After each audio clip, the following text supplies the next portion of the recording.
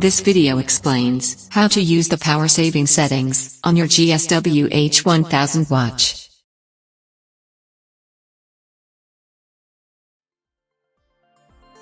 Turn off the location data on your watch to conserve energy. Launch the settings screen and select connectivity menu.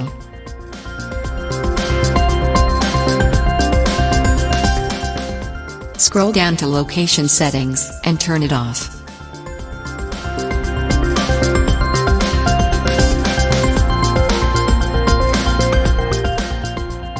Tap the screen, then select gestures to turn off the tilt to wake function.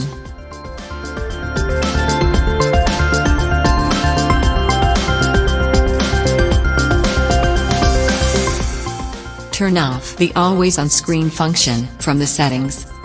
Select settings screen, then choose display, and turn off the always on screen function.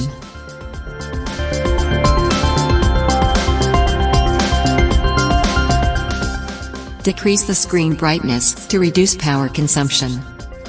Choose the display settings, then tap adjust brightness and reduce brightness level.